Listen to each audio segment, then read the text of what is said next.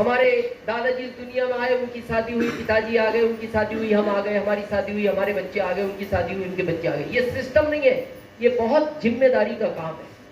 थोड़ा समझे इस जिम्मेदारी का। आपके घर में बच्चा है 5 साल, 8 साल, 12, 15, 16 है सबके घर में। अच्छा, कोई आपसे आकर कहे ये बच्चा मेरे को दे दो,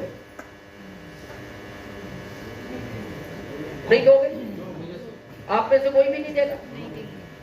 अच्छा, क्यों नहीं दोगे? अपना बच्चा है, आपको कोई डाउट है? आप कंफ्यूज मत हो, आपका ही है, हमें भी पता। दोगे क्यों नहीं?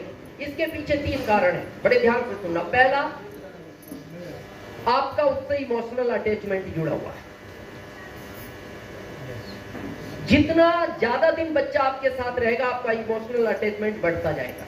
आप देखना, कुछ अप्रिय घटनाएं 6 महीने में घट जाती है, किसी शारीरिक कमजोरी या किसी बीमारी की वजह से बच्चा 6 महीने बाद इस दुनिया से चला जाता है, तो माता पिता 2 साल बाद उस सदमे से बाहर आ जाते हैं। लेकिन कई बार ऐसी अप्रिय घटना सुनते हो कि एक बच्चा 6 साल का खेलते खेलते गांव के पास तालाब में डूब गया और वो इस दुनिया में नहीं रहा, तो शायद माता पिता 10-12 साल में उस घटना से बाहर आ जाते हैं। लेकिन कई बार ऐसी अप्रिय घटना आती है कि एक ही बच्चा था 26 साल का और वो बाइक से जा रहा था, ट्रक डिसबैलेंस हुआ और उसमें वो इस दुनिया में नहीं रहा, तो माता पिता उस घटना को तब तक नहीं भूलते जब तक वो इस दुनिया में रहते हैं। यानी जितना बड़ा बच्चा आपका होता जाएगा, आपका इमोशनल अटैचमेंट बढ़ता जाता है। ये पहला कारण है। दूसरा कारण ये है, आप किसी को अपना बच्चा कैसे दे दो जब आप उसको जानते नहीं। तीसरा कारण यह है कि क्या उसकी गारंटी है वो हमारी तरह हमारे बच्चे को पालेगा। ये 3 कारण होते हैं। अब अगली बात यह है कि जिस लड़की से आपने शादी की, इसके माता पिता का भी तो उससे इमोशनल अटैचमेंट था। उसके पिता भी सोच सकते थे जिसको मैं जानता नहीं कैसे दे दूं बेटी, पहले दिन तो नहीं जानते थे, क्या मेरी तरह वो पालन पोषण कर पाएगा मेरी बेटी का? तो यहां क्या जिम्मेदारी बनती है? पहली, कि आपको और आपकी वजह से पत्नी की आंख में कभी आंसू नहीं आना चाहिए। ये पहली जिम्मेदारी होती है पति की। उसको बंगला चाहिए दिलाओ, कार चाहिए दिलाओ, गहने चाहिए दिलाओ, कपड़े चाहिए दिलाओ। आप ये नहीं कह सकते मैं क्या करूं, महंगाई बहुत है, क्या करूं? क्या नहीं, आरसीएम कर, आरसीएम कर। और क्या करूं तो शादी क्यों कर? उस समय सोचना था, मना कर देते, ये जिम्मेदारी मैं नहीं उठा सकता।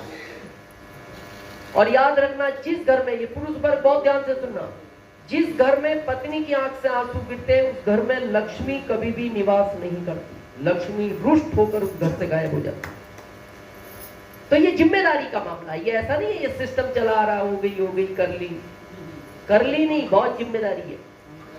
दूसरी जिम्मेदारी, जिन बच्चों को इस दुनिया में लाए, 4 पाल सकते थे 4 लाने थे, 2 पाल सकते थे 2 लाने थे, 1 पाल सकते थे 1 लाना था, नहीं पाल सकते थे नहीं लाना था। ये तो आपके हाथ का कंट्रोल था। और अब लोग क्या कहते हैं, क्या करें भाई साहब, महंगाई बहुत है, फीस कौन भरेगा? अरे फीस नहीं भरेगा, घर में इनको क्यों भरा?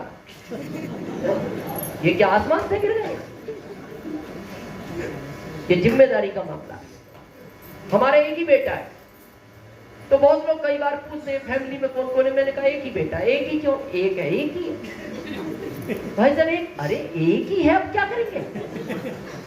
बोले लॉजिक, मैंने कहा जॉब के हिसाब से, हम जॉब में थे तो हमें लगता था एक को पालना बहुत बड़ी बात है। बोले अगर जॉब में नहीं होते, मैंने कहा हमें नहीं पता था भविष्य में आरसीएफ मिलेगा। बोले पता होता, मैंने कहा फिर एक नहीं होता। बोले फिर, मैं क्या फिर क्रिकेट की टीम घर खेलती ना, फिर तो ये पालता ना। आखिरी जिम्मेदारी, जिन माता पिता आपको इस दुनिया में लेकर आए, ये सबसे बड़ी जिम्मेदारी है। और इसको आज बहुत गहराई से समझना, जिसके लिए आरसीएम करना चाहिए, आपको समझ में आएगा।